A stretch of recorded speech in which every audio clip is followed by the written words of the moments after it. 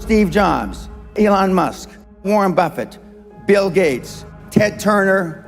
Success leaves clues, kids. I just named 5 of the greatest names in business in the last 150 years. And they all have one thing in common. They're ball busters. They're hard as nails. Where does that leave you? I still work 50, 60 hours a week. And I haven't had to work in 35 years. You're not willing to do anything. You're not willing to sacrifice anything to be a high-performance person. I don't want to be like that. No, most people don't. I want to be liked. Yeah, well, see, you want to fit in.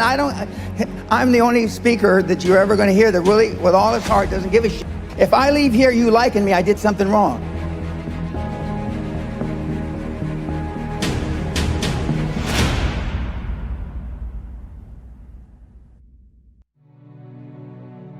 If we, personally and professionally, what would be your advice?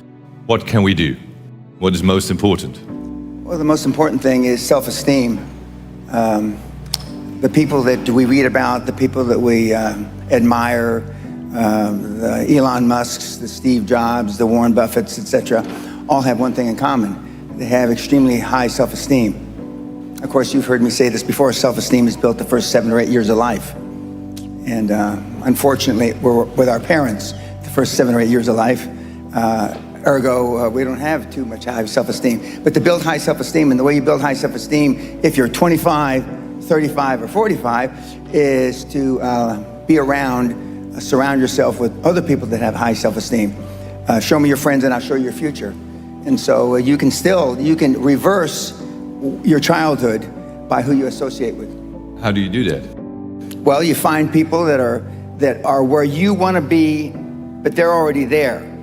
You're 22 years old, you're 32, you're 41 years old, and there's a guy or a gal who's 45 years old who is where you want to be. They've accomplished a lot of things. If you're into, they're saving the world, they're using their money for good causes, go associate with those people, be around those people. And they're easy to find, but they're not going to knock on your door. They're not going to come to your apartment or your flat and ask you, oh, can I help you? And the best tool I've ever seen, it's like it was designed for this, is LinkedIn. It's the best social media tool for what we're discussing. And you can find these people. Now just remember, everybody that's on LinkedIn, all the, 20 million or whatever people that are on LinkedIn are all there for one reason. They're there because they want to do business, they want to meet people. Unlike some of the other social medias like Facebook or Twitter. But I mean, LinkedIn, they're there for a common purpose. They have a common bond. They have a common goal. They want to expand their horizons, and it's a great tool. I had self-esteem. I didn't know till I got grown up and was an adult that everybody didn't have self-esteem. I didn't understand that. I didn't realize that everybody didn't have self-confidence. I didn't realize that everybody didn't have self-worth. Gallup did a poll in 2016, worldwide, 87.6% of all the people on the planet, we'll just round it off, 87% of everybody that walks the face of the earth, 7.65 billion people, are unhappy. The high-performance people, the one thing that they all have in common is they're hungry. Hungry for a better life. Hungry for change. Hungry for the tough love their parents didn't give them.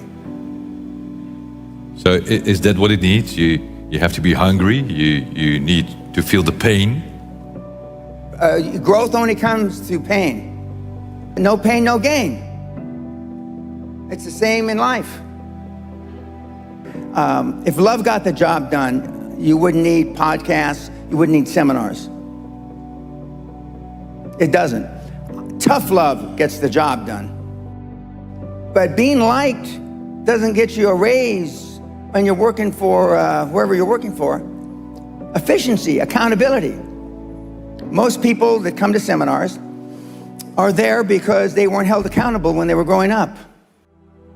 What is your definition of a high-performance person? Being all that you can be every day. 24/7, 365, being all you can be. I asked the question a couple days ago, how many of you can raise your hand, but how many of you have kids?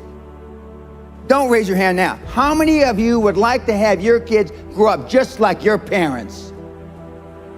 You know the answer, don't you? Close to zero. Because they were shitty role models. Now, I'm not going to ask the second question. How many of you would like your kids to grow up and be like you? But being a high-performance person is a full-time job.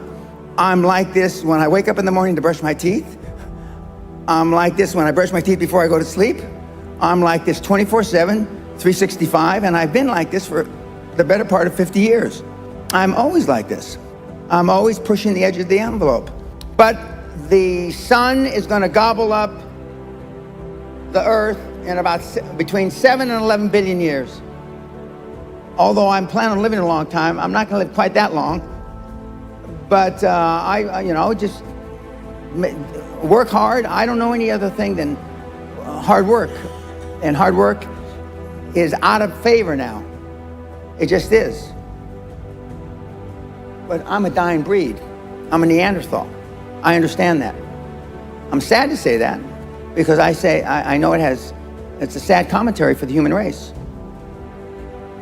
Because you're not willing to make any sacrifices to be high performance.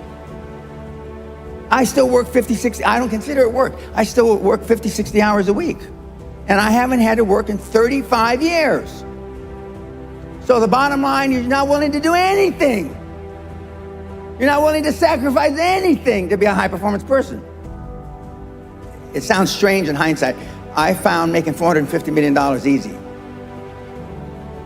Easy. And I wanted to do something more with my life. And so when I got into the financial coaching, I wanted to change the fabric of financial coaching, which I have.